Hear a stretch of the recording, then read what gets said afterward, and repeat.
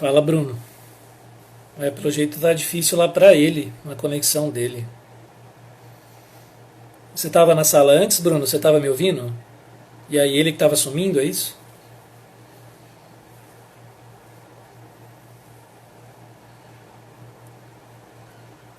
Olha, ele não tá nem conseguindo voltar pra cá.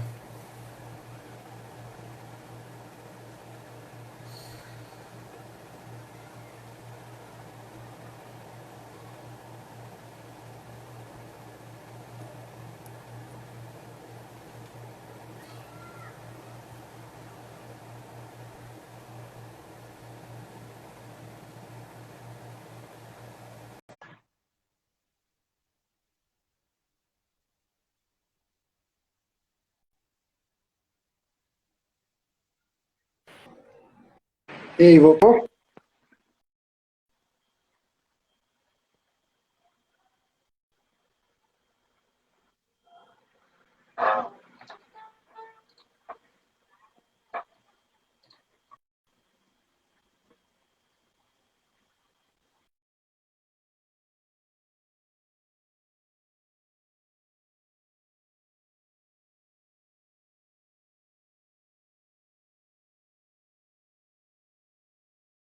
E talvez a gente vai ter que remarcar.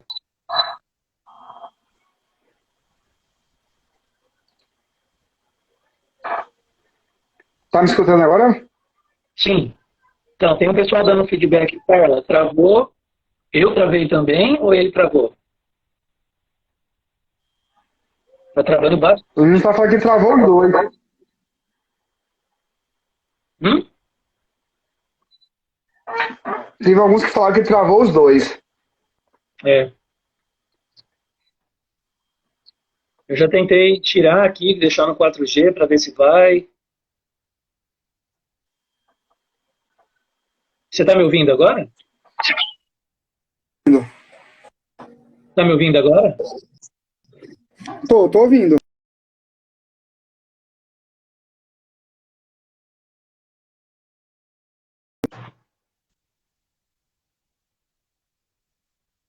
É, ele saiu.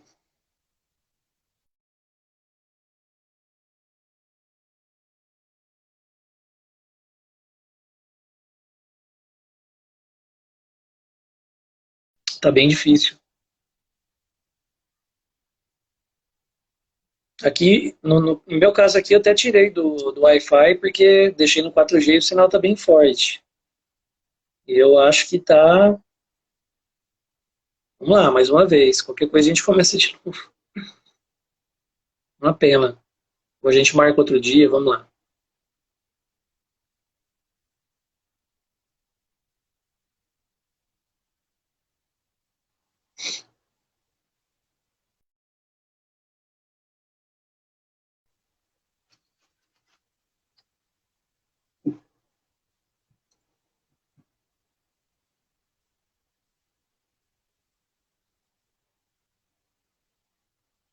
Olha lá, eu chamei ele, ele não tá conseguindo entrar. Ó. Tentou de novo. Vou tentar aqui.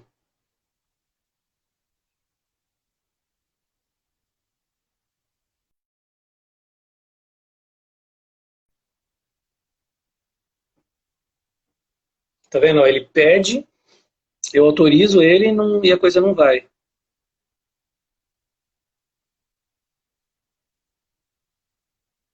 De novo. Let's go. I'm gonna try again.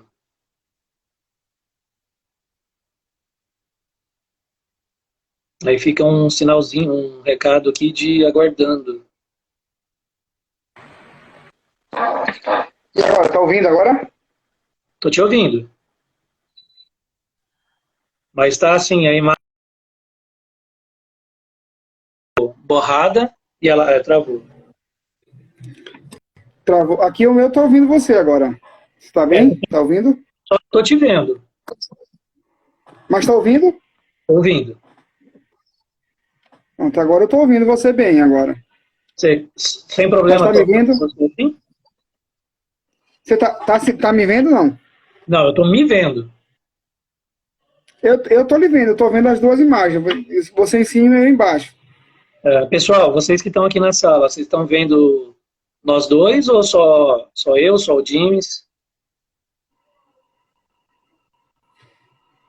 Dá um.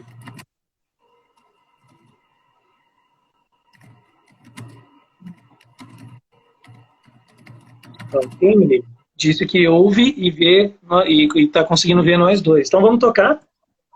Vamos. Então vamos Se lá. tá ouvindo, tá beleza. Então está tudo ok. O pessoal está falando aqui que está tudo ok. Jéssica, está vendo nós dois?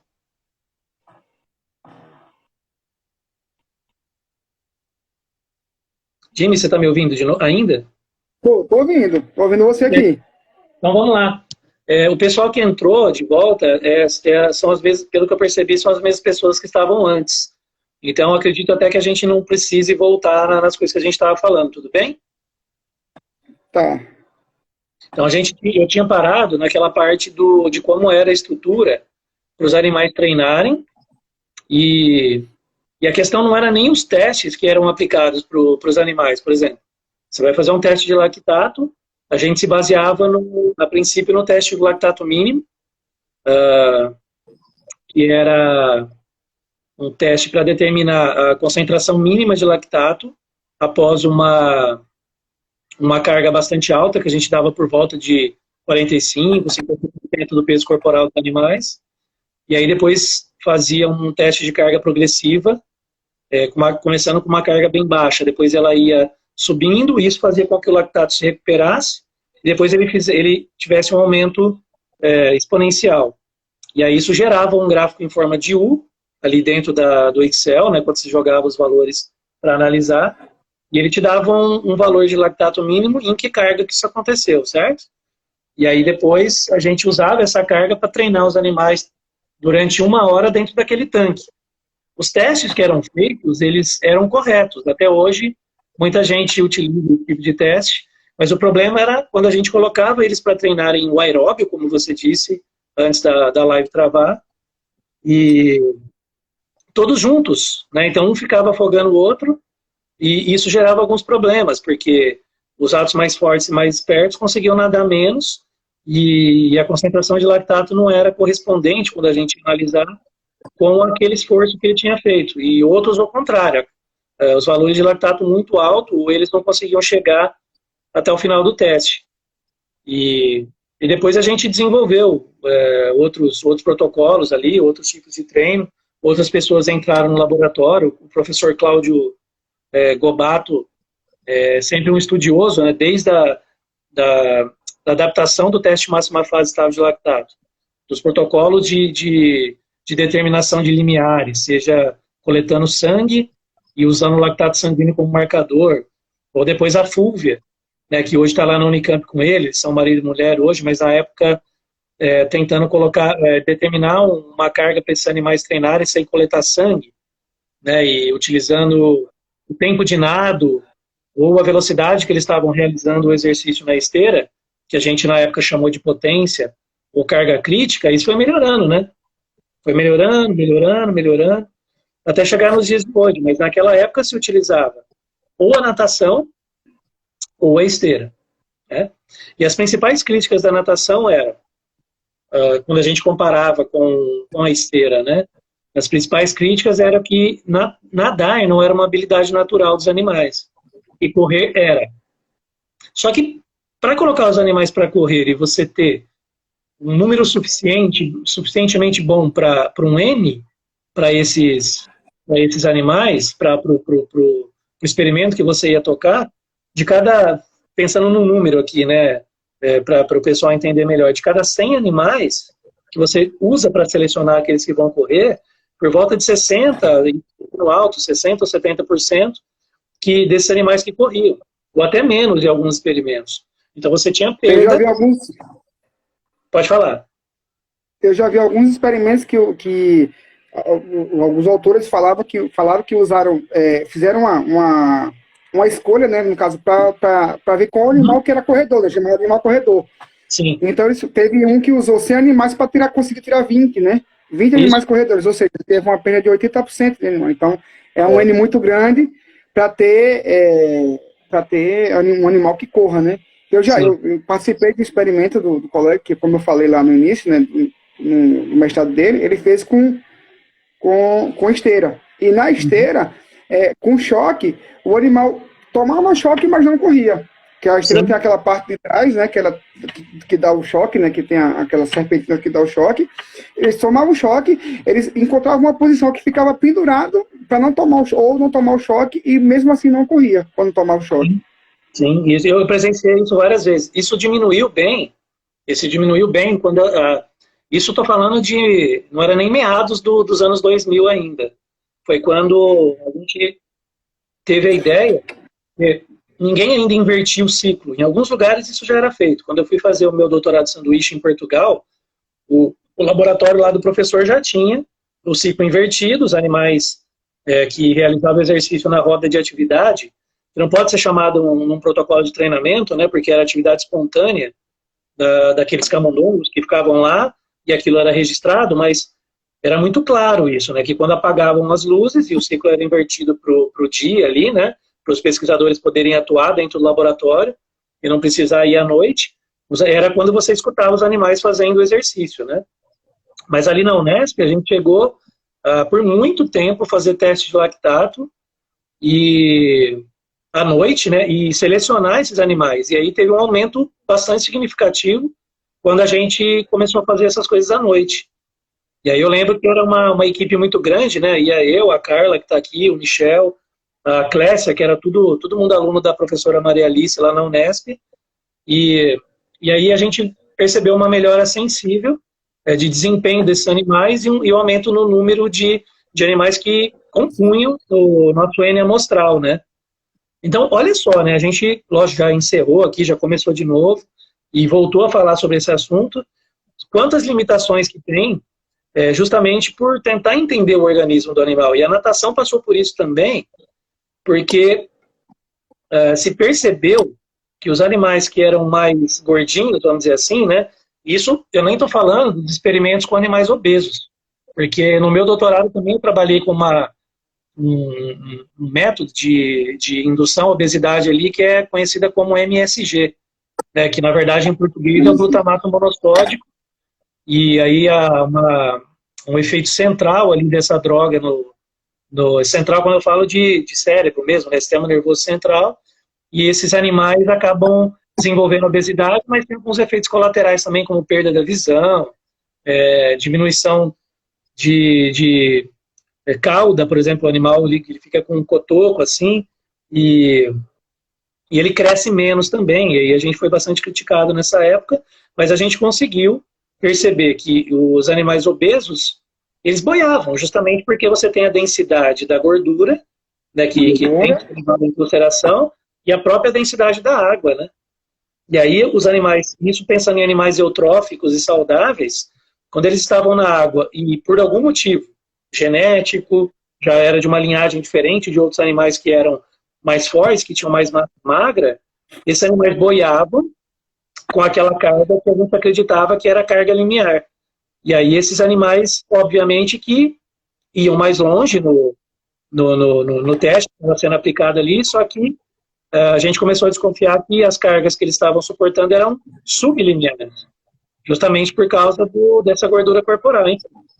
E aí o Cláudio e alguns alunos dele, que hoje até já terminaram o doutorado, tiveram a ideia de fazer ali o deslocamento de coluna, da água na coluna, para tentar entender que o animal, quando tinha um percentual de gordura maior, aparentemente tinha mais gordura no corpo, ele deslocava diferente daqueles animais que tinham mais massa magra ou que aparentavam ser mais magros. Então, tudo isso foi melhorando os protocolos de teste, foi melhorando os protocolos de treinamento e antes acreditava que os animais tinham, não sei se você é dessa época também, quando você começou lá em 2009, que você falou, quando os animais tinham que treinar todos os dias, a gente treinava eles de segunda a sexta, e hoje, isso, o Cláudio também, uma vez eu vi uma palestra dele lá no Combramene, em Londrina, mostrando por A mais B, usando ACTH, testosterona, cortisol, outras variáveis também de inflamação, estresse oxidativo, que quando esses animais treinam todos os dias, na verdade, isso gera um prejuízo sistêmico e também de performance para esses animais, né? Então, pô, melhorou muito. Eu estou falando de 20 anos, né? De 20 anos de história. E, só que, se a gente for pensar nos protocolos de treino, que é o foco nosso aqui, eles não se alteraram tanto. Porque muita gente ainda nada os animais, muita gente ainda coloca esses animais para correr na esteira. Hoje tem esse método que foi do seu doutorado, e o da escada, que é o que a gente usa hoje como treinamento resistido. E quando eu vi os nossos ratos lá, quando eu fui fazer o doutorado, o pós-doutorado lá em Londrina, os animais com câncer, com uma pata do lado que o tumor estava, ali no flanco dele, praticamente inutilizada, e ele conseguindo subir ali, aquela escada com peso, em relação ao peso corporal dele bastante elevado, eu falei, não, esse protocolo de treino de escada aqui, ele parece ser bastante interessante. E aí a gente construiu duas escadas para a gente aqui, e a gente já tocou 2 experimentos aqui que respondem muito bem. Tipo, não que os animais treinem, mesmo que seja 3 vezes por semana, que eles treinem bem todos os dias. Não, tem vezes que eles fazem força na segunda-feira e treinam muito bem, e na quarta-feira você percebe que não é lá essas coisas. Talvez porque ele esteja dosando, né? Ele deu o melhor dele na segunda-feira, estava mais descansado por causa do final de semana, e a gente tenta respeitar isso no animal, fazendo anotações e anotando quantas subidas ele fez, por exemplo, com aquela carga que tinha sido imposta para ele ali, né? Então, hoje, se eu fosse pensar assim, muito mais tempo trabalhando com natação, muito, alguém olhar os artigos publicados vai ver que tem muita coisa com natação e pouquíssima coisa com escada. Mas se eu fosse escolher hoje para trabalhar, justamente porque não envolve a temperatura da água, não vai receber crítica por não ser uma habilidade natural, porque escalar, você colocar um animal para fugir em algum lugar, sei lá, que tenha uma estrutura onde ele consiga agarrar, ele vai escapar e você dificilmente vai conseguir pegá-lo porque ele vai ser ágil, né? Exatamente. O rato é escalador, né? Você coloca ele na base da escada, ele dá um estímulo leve, você não precisa nem dar choque, nem espetar, nem fazer nada, ele sobe.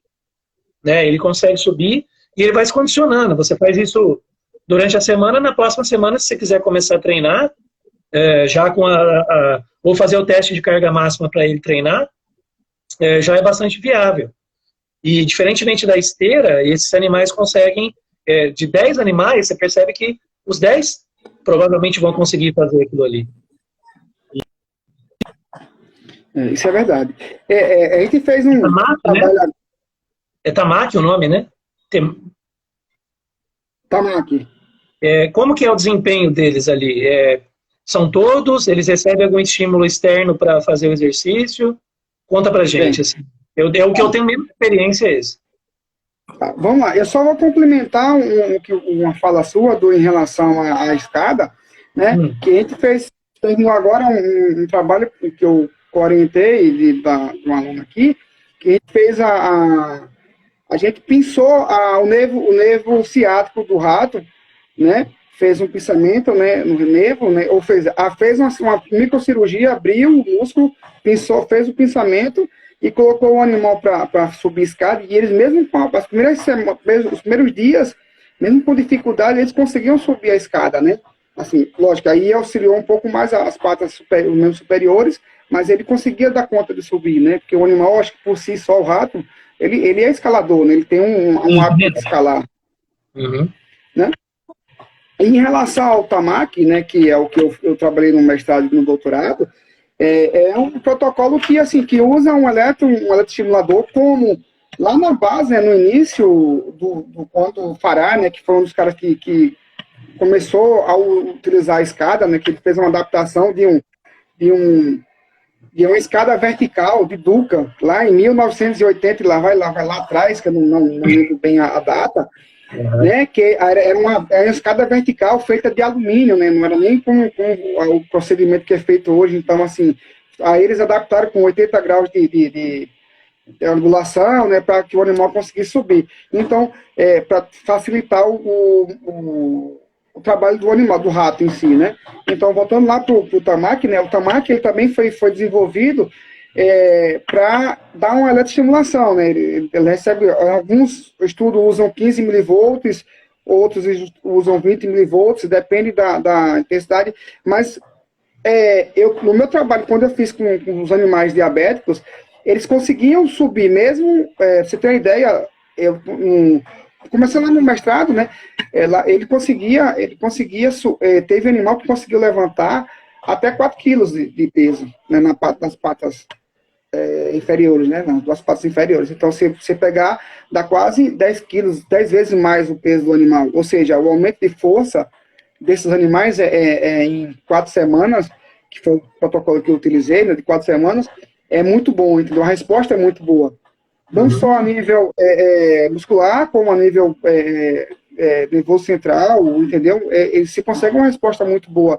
E analisando, assim, que é o que a gente trabalha muito com a parte de estresse oxidativo, analisando essa parte de estresse, e você vê que a resposta do animal que ele produz um nível de estresse oxidativo muito bom, mas, em compensação, ele consegue, assim, na sessão seguinte, ele consegue fazer bem esse exercício, ou seja, ele consegue se recuperar, né, para fazer uma próxima sessão, aproximando um pouquinho mais lá do agachamento, por exemplo, né, então ele conseguia fazer 3 dias por semana, que é o agachamento só que para animal, ele conseguia fazer 3 dias na semana, e assim, 90% dos animais conseguiam fazer os 3 dias sem roubar a série, por exemplo, assim dizendo, né, trazendo lá para a prática, assim, sem conseguir fazer menos séries, por exemplo. Sim.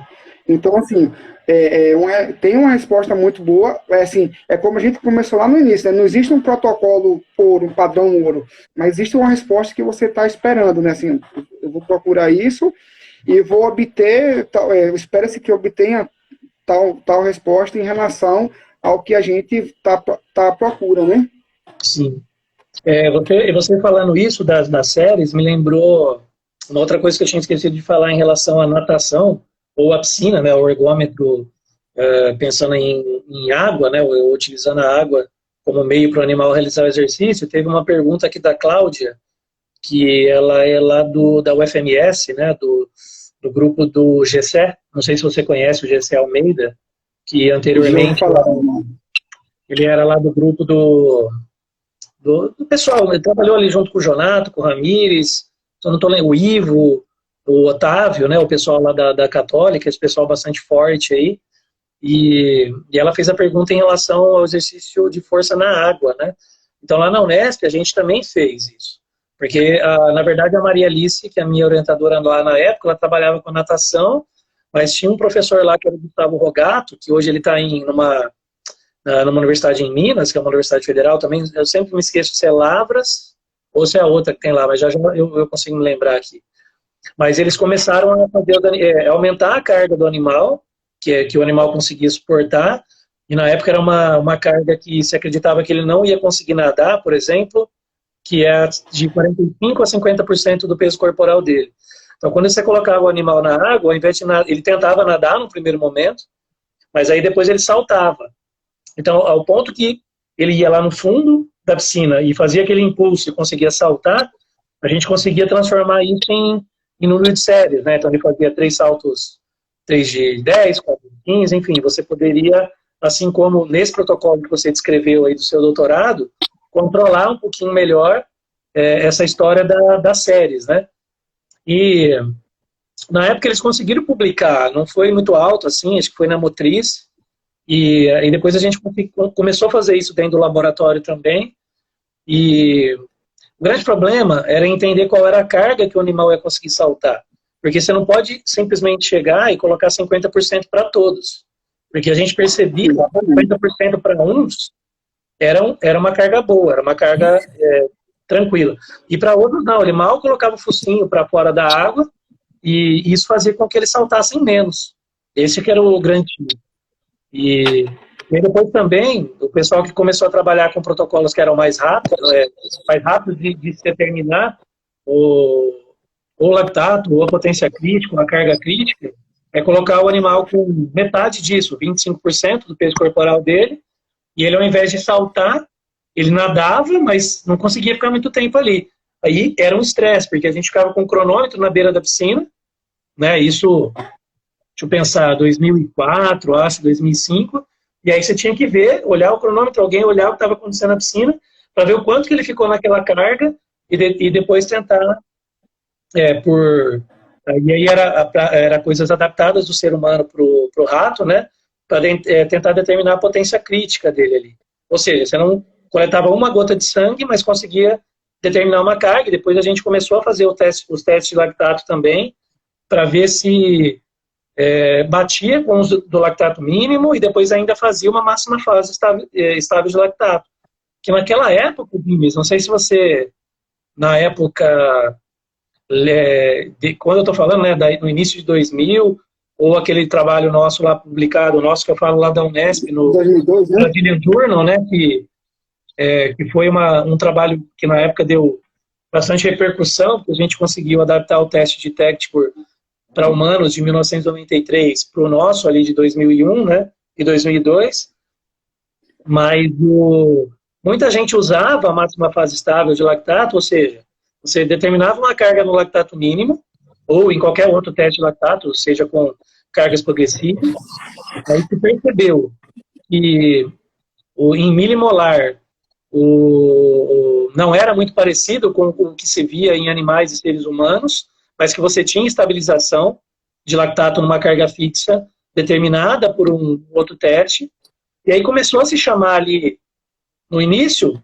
da década de 2000, mas mais para o meio dela, assim, o teste de máxima fase estável de padrão ouro, ou seja, a gente começou a utilizar em inglês, né, o termo que ficou bastante difundido na época de Golden Standard, que é a tradução de padrão ouro, né?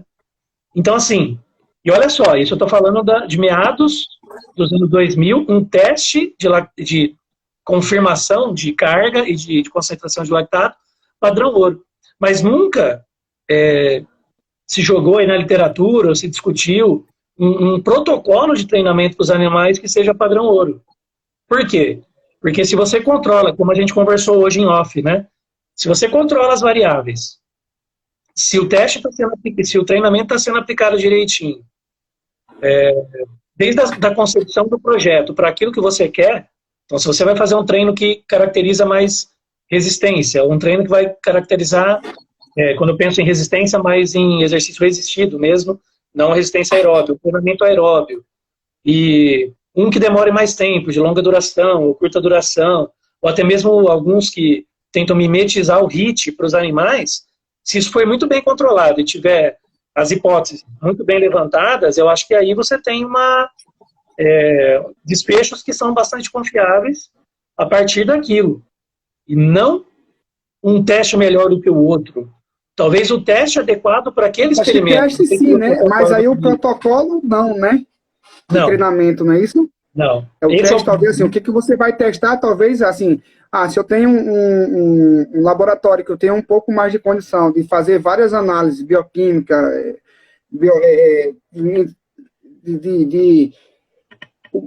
várias análises, fica mais fácil você constatar ou afirmar que aquele protocolo, ele talvez seja melhor, não, mas não quer dizer que o protocolo que você utilizou, como a gente falou em off, e você repetiu aí, controlando todas as variáveis, controlando tudo direitinho, não quer dizer que não tem como aquele teste não dar o resultado esperado ou dar o resultado que tem que ser dado, né? Que às vezes nem sempre é o resultado que a gente espera. Né? Por exemplo, o artigo que eu citei aqui, que a gente tem publicado junto, né, e nesse ano aqui, é só pensar. Nós tínhamos ratos diabéticos, né, que foram tratados ali com extrato etanólico da planta que você estava procurando. Mas muitos daqueles resultados, que isso a gente discutiu no dia da sua defesa, eu lembro que eu falei, né? Olha, dá mais ênfase, porque você, embora o seu programa não é da educação física ali, mas você, por ter um programa de educação física, dá um pouquinho mais de valor para os efeitos do exercício, que foram bastante evidentes ali, né? Como diminuição da glicemia, atenuação dos efeitos oxidantes que são derivados, seja do animal que fica na gaiola ali, ou né, de outras condições, que não foi só o extrato ele tem um potencial hipoglicemiante, mas a gente sabe que o exercício hoje, ele pode ser considerado, que eu estou trazendo do inglês para cá, né, como medicine, como a gente até, eu sempre gosto de falar nas minhas lives, que é exercise medicine, né, e o American College não exagera, porque isso é aplicado para o câncer, isso é aplicado para o diabetes, isso é aplicado para a desnutrição, isso é aplicado para a obesidade e, mais recentemente, para a Covid-19, né? Pessoas que eram sedentárias e têm obesidade, por exemplo, são mais suscetíveis à ação do vírus, justamente porque tem um organismo extremamente inflamado. Um tecido que aumenta a proliferação do vírus e que também diminui a produção de citocinas e ou melhorar o seu ataque ao agente agressor ali do organismo, né?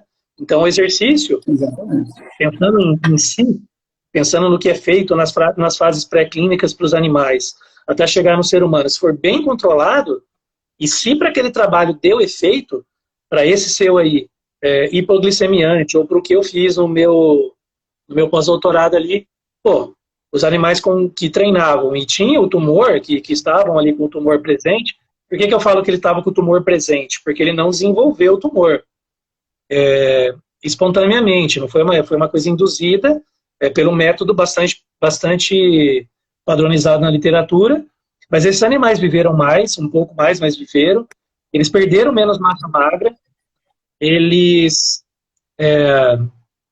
reduziram o tamanho do tumor ou frearam o crescimento do tumor. Alguns marcadores de síntese e degradação proteica que foram analisados ali eram muito melhores nos animais que estavam fazendo exercício. E qual outro tipo de tratamento que esses animais tinham? Nenhum. A única coisa que eles estavam fazendo ali era o treinamento de subida na escada 3 vezes por semana, num protocolo que a gente adaptou ali, porque a gente estava lidando com animais que tinham um tumor consideravelmente grande para suportar, para subir aquela escada, e deu certo, porque os desfechos foram muito mais positivos para os animais que fizeram exercício, e resultados semelhantes, nem perto disso, foram vistos nos animais que ficaram na gaiola sem fazer nada, sedentários, né? E aí alguém vai falar assim, então, o protocolo de escada, ele é o padrão ouro, então, com câncer. E aí é falsa interpretação, né? Ou a interpretação errônea. Então, para o rato diabético, que é o caso do trabalho do James, o melhor é o protocolo tá com a jaquetinha. Não. Depende muito do controle que você está tendo ali e o que você quer para aquele experimento, né? E uma coisa que você falou, e é muito importante, uma coisa é o teste para determinar a carga. Ou os testes que determinam se o animal melhorou em relação à performance ou saúde. Outros são os protocolos de treino dentro daquelas semanas de periodização do animal.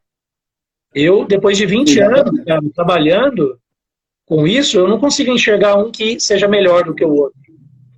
Eu acho que essa seria a minha percepção, e não sei a sua. Eu também concordo, e o que você falou agora é extremamente importante, né? É aquela questão, quanto que eu vou trabalhar de carga, né? Se meu exercício vai ser extenuante, sessão única, por exemplo, então eu tenho que verificar o efeito de repente, você vai verificar o efeito do treinamento, né? O efeito do que o protocolo ali, o exercício vai provocar no seu animal, né? E aí você dá, no caso, a gente que trabalha muito com produto natural, né? Ver se a planta, ela consegue reduzir, consegue proteger os efeitos deletérios da parte antioxidante, né? Do estresse oxidativo, por assim falando, né?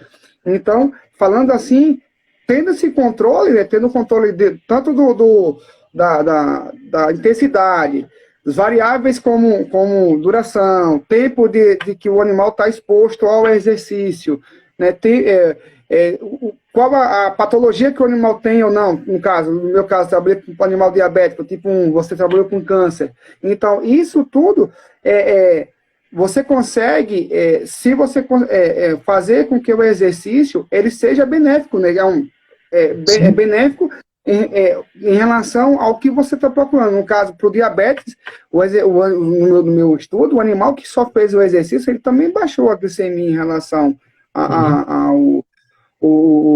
aos animais que não fizeram. Como também conseguiram recuperar o peso, né, o ganho de peso, só com o exercício. Então, assim, mostra que só o exercício, ele sim traz os benefícios, né, na dose exata, né, na intensidade exata, né, assim, uma coisa é você fazer um animal com exercício, pegar um animal diabético que já está debilitado e colocar ele fazer a 90% da carga do RM, ele não vai conseguir fazer. Ele não vai conseguir subir uma vez, no meu caso, o Tamac. Né? Mas se você coloca uma carga moderada que cause adaptações fisiológicas nele, ele vai conseguir recuperar. E foi o que aconteceu assim, no meu trabalho que foi publicado esse ano. Então, assim, a gente consegue de forma... eu não falei provar, né? Mas de que foi comprovado, né? Lá pelos resultados que obtivemos, né? Que o exercício ele consegue dar essa melhora, né? No trabalho, na parte... na parte do caso do diabetes do animal. Você estava falando aí, eu fui pensando, por isso que eu não gosto muito de roteiro, porque a gente fica um pouco preso. Semana passada eu não teve o que fazer, né? Eu tinha as perguntas para fazer para o James, né, e fechar, mas o cenário ideal, por exemplo, você pega animais com câncer, animais com diabetes, ou animais saudáveis, não importa. E dentro do mesmo experimento, você tem grupos que vão nadar, um grupo que vai correr, um grupo que vai fazer escada, né? Pensa o tamanho do experimento. Você vai ter que ter um N gigantesco, uma estrutura gigantesca para avaliar pelo menos aí um N de 100 ratos ou até mais, uns 200 ratos. E aí ainda esse outro que você utilizou no seu doutorado e outros que alguém quiser propor. E aí, na natação, né? Na natação, o salto na piscina, como eu já vi também. E aí você analisar todos esses grupos, as mesmas variáveis, e aí ver, por exemplo, qual o protocolo que foi melhor, que foi mais hipoglicemiante, qual o protocolo que protegeu o músculo esquelético do animal com câncer, qual o melhor protocolo que recuperou melhor o animal da desnutrição, qual o melhor protocolo que combateu melhor os efeitos deletérios da condição de obesidade, pensando em adipocinas ou qualquer outra coisa que vai ser avaliada ali. E pensar que cada um desses ainda tem que estar com a intensidade correta para cada um dos protocolos de treinamento E outra, antigamente, James, a gente treinava 8 semanas. Hoje a gente já sabe que se você treinar bem esses animais de 4 a 6 semanas, você já tem os mesmos resultados. Eu orientei uma dissertação de mestrado aqui, que na época até foi financiado pelo CNPq, no edital universal, para analisar citocinas, né? E aí a gente teve a ideia de mudar no meio do caminho e treinar esses animais, ao invés de treinar 8 semanas, treinar 16. Então, o que aconteceu? Dobrou, né? Só que o que acontece? O animal parece que ele tem um set point ali, ou alguma coisa que está relacionada à sobrevivência dele a longo prazo, que mesmo treinando, esses animais começaram a ganhar peso na forma de gordura. E esses animais ficaram extremamente inflamados ao longo do tempo, e mesmo treinando, não houve proteção.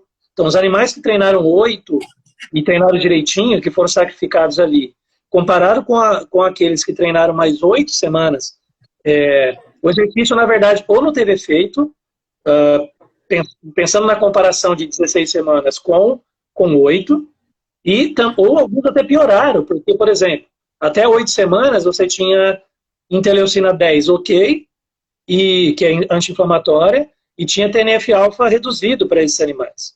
Agora, quando você olhava para aqueles animais de 16 semanas, o que aconteceu? O inverso. Então, por que eu estou dizendo isso? Vamos supor, olha só, onde a coisa pode chegar, que eu tivesse feito o meu desenho experimental para 16 semanas. Qual que seria a conclusão? Né? Porque que o exercício, tudo bem, de longo prazo, 16 semanas, só que eu não tinha comparação com 8 semanas. Eu não tinha, numa hipótese aí, né, num cenário hipotético, eu não teria essa comparação. E aí eu não conseguiria chegar à conclusão de que, na verdade, de 8 a 16 semanas não é legal fazer. Então, a gente conseguiu publicar numa revista internacional.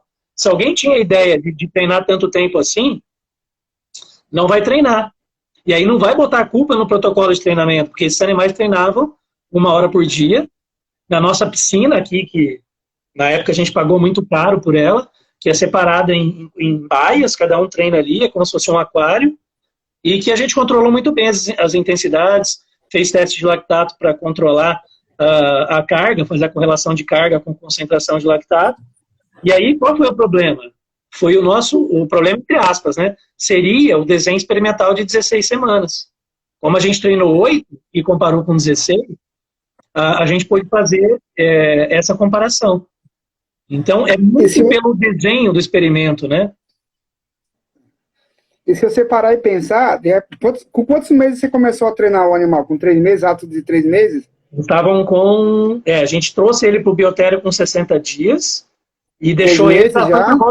Foi por volta de 80 dias. 80 dias de idade. Não tinha nem 3 meses. Vamos botar 3 meses, né? Para começar. Então, se você começar com 3 meses, tá um animal já adulto, né? Já é um rato adulto, né? Já está com produção hormonal correspondente a todo vapor, né? Sim. Mas se você parar, se você colocar lá no final, ele já está um animal adulto indo para velho, né? Já está um animal de 5 meses. Ou seja, já está com um animal acima de 400 gramas fácil. Não, tinha animal, já é um animal... Tinha animal com 500.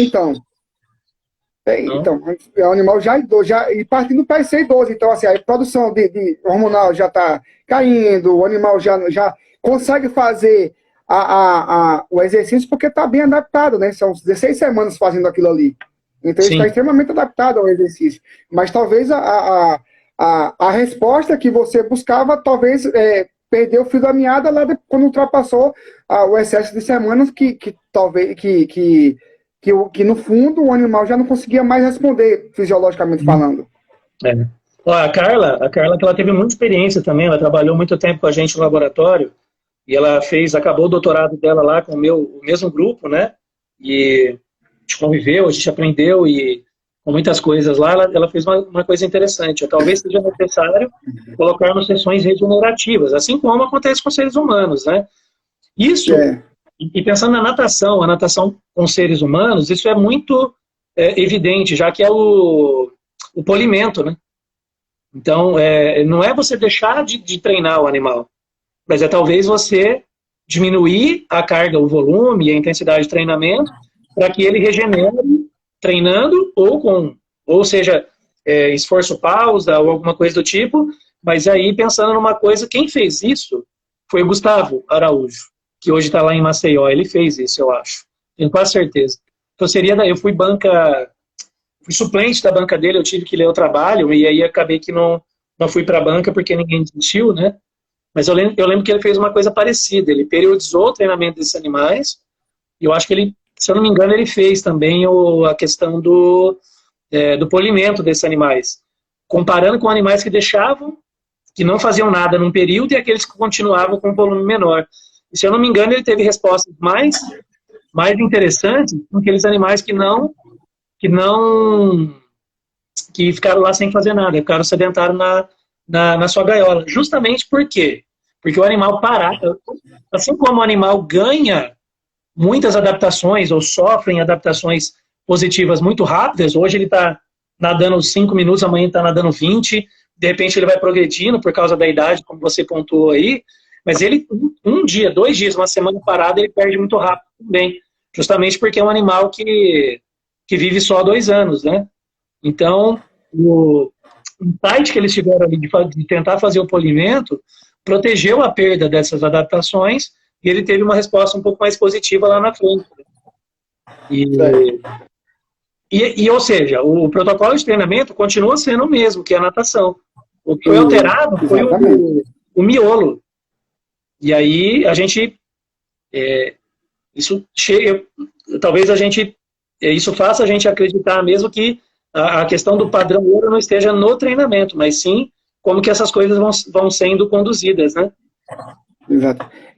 Controlar bem a variável, né, do treinamento, volume e intensidade, essas 2 variáveis dependentes aí, é de suma importância, né? No caso, para um treinamento longo desse, de 18, 16 semanas, tem que ser feito, né? É necessário ser feito, né? Um controle muito bom dessas variáveis, né? Para que o animal consiga chegar lá no mesmo nível de rendimento de quando ele começou, né?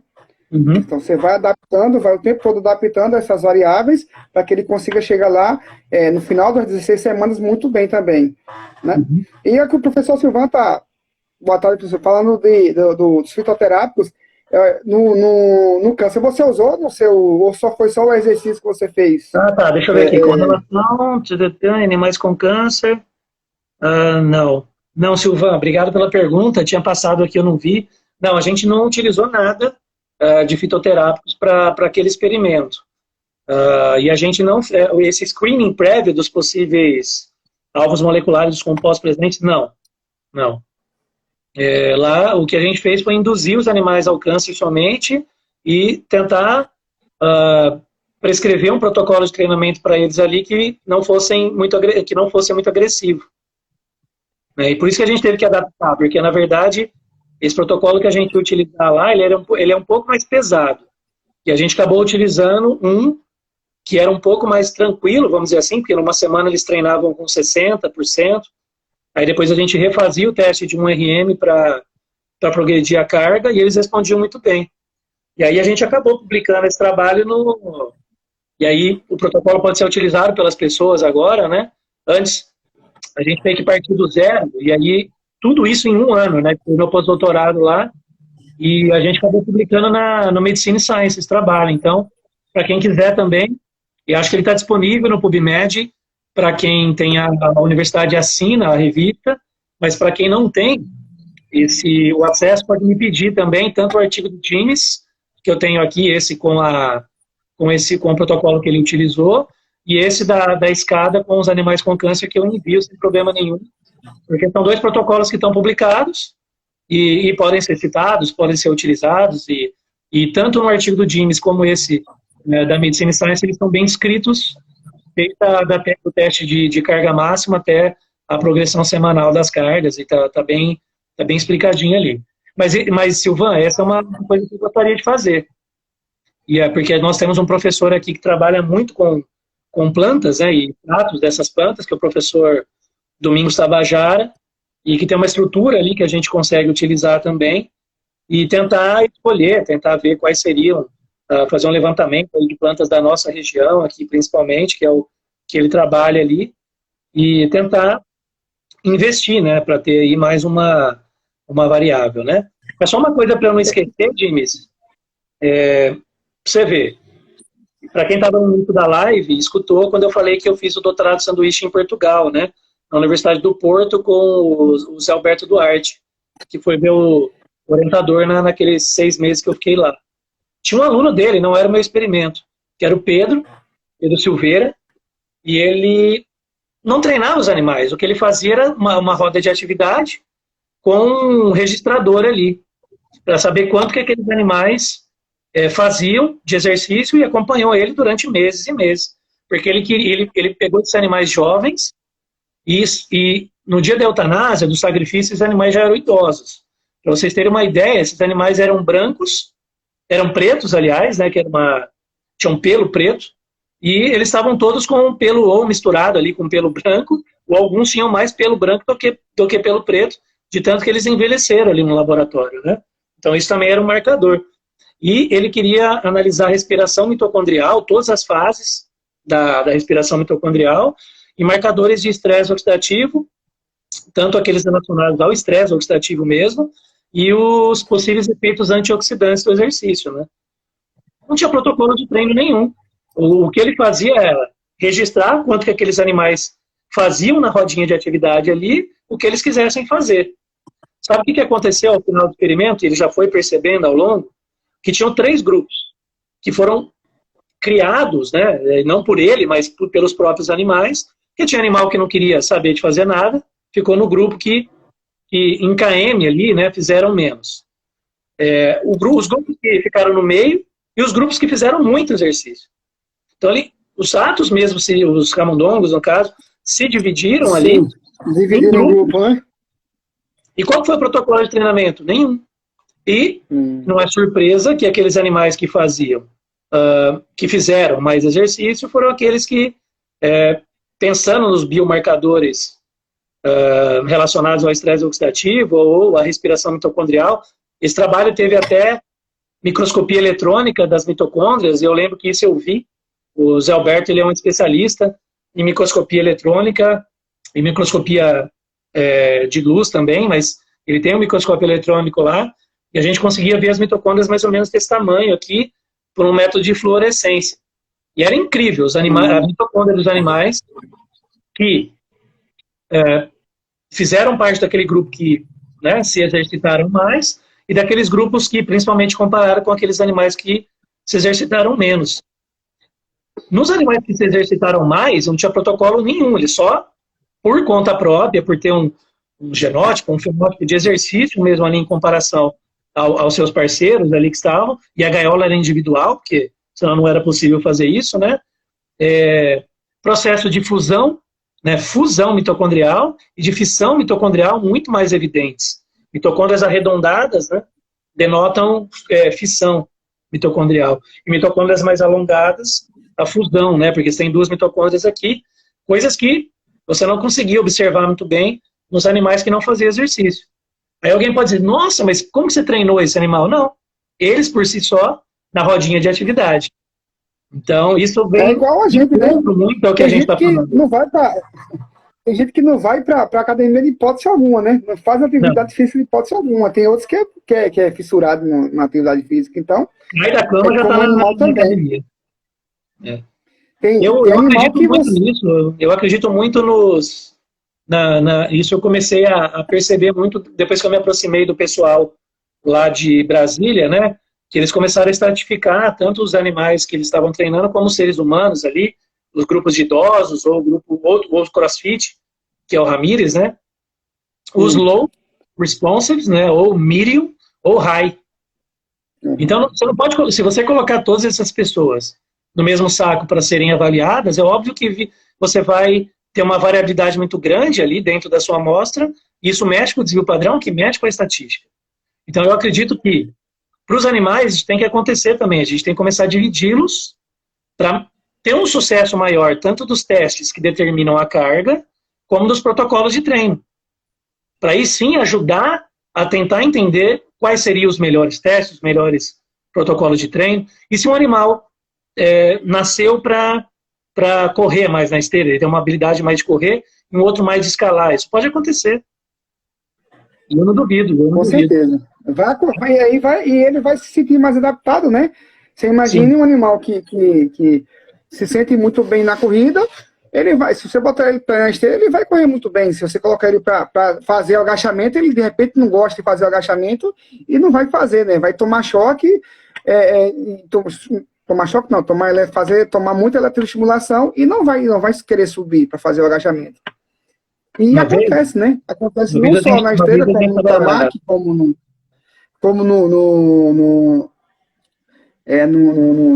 na escada, né? Como na natação. E aí entra o boom da coisa, né? Assim, o segredo de você nunca trabalhar com um N pequeno, né? A realidade é essa, nunca trabalhar com N pequeno. Você tem que trabalhar vamos lá, você pretende 10, pelo menos com 15 animais, 12 animais, para ter aquela perda de 2, 3 no meio do treinamento, no meio do seu experimento, que de repente perde, para que você, ou depois do final, você conseguir retirar aquele animal sem ter perda na sua estatística, né? Sim. E eu vi coisas acontecerem assim.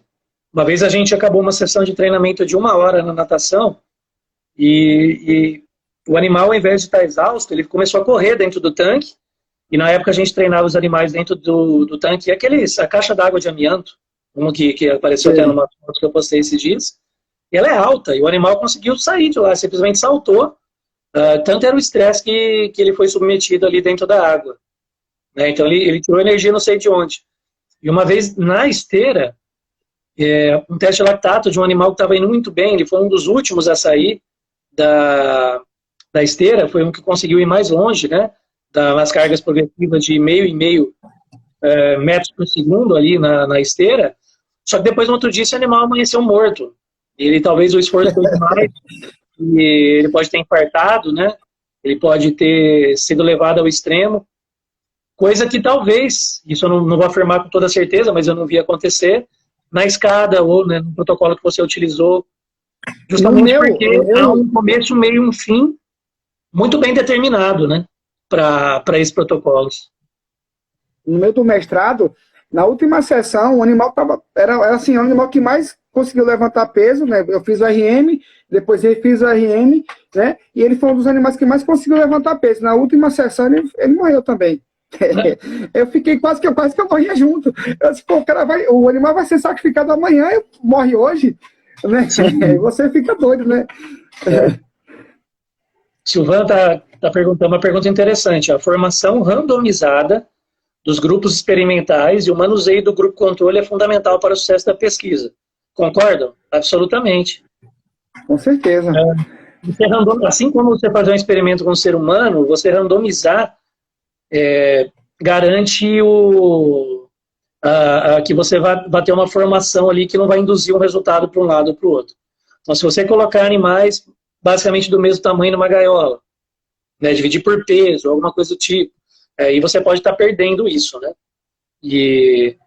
Mas são questões muito complicadas, porque eu já participei de experimentos, e tanto meus, ou como de colegas, né, que, sei lá, você tem o que vai acontecer com o animal quando você tem 3, 4, 5 por gaiola, é que um é dominante. Quando eu trabalhei com dieta caseína e dieta espirulina, isso que eu tô falando, né, são 20 anos, então a gente tem muita experiência, né, as pessoas vão fazendo perguntas, você vai lembrando das coisas. Mas a Carla e o Michel, que devem estar aqui na sala ainda, vão lembrar. A gente tinha um potinho desse tamanho assim de alumínio, né? E aí tinha uma tampa e um círculo menor aqui, um raio menorzinho aqui, porque se você deixasse essa tampa aberta da dieta, eles faziam uma bagunça e você não tinha certeza se eles tinham comido ou se eles tinham jogado fora a comida, né? O que acontecia em alguns momentos, quando você tinha aquele orifício menor aqui para eles fazerem a alimentação? O animal simplesmente sentava a bunda, ele comia, e sentava a bunda dele lá e não deixava ninguém comer. Então, o que começava a acontecer? Ele ganhava peso, e os outros animais não, ou ganhavam menos. Ele deixava 1 ou 2 ou 3 ali ter acesso ao alimento. Então, eu tenho certeza que por muito tempo, ou dentro do experimento, ou dentro de outros, o animal foi ter que treinar em jejum, porque ele não comeu.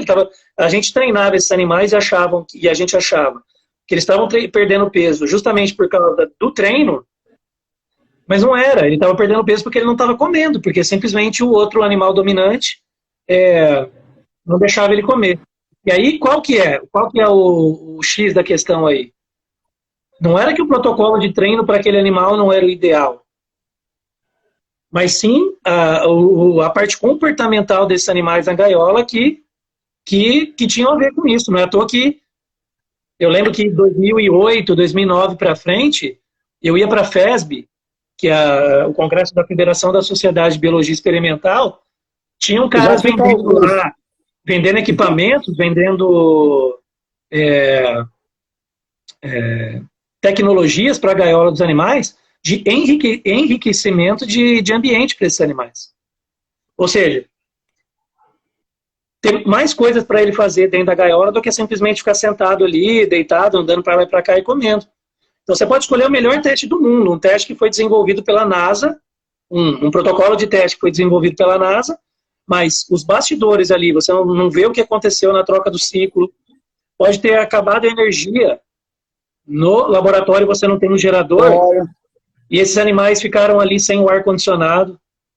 Ou mais tempo no escuro, ou mais tempo no claro, né? E isso vai interferir totalmente. Eu lá no nosso laboratório, a gente cria os animais. Dimes, nós temos 30 segundos. E aí eu gostaria que você fizesse um resumo disso em 20 segundos, que a live vai terminar. Já te agradeço aqui, foi muito legal, vamos marcar umas próximas aí. Vamos sim.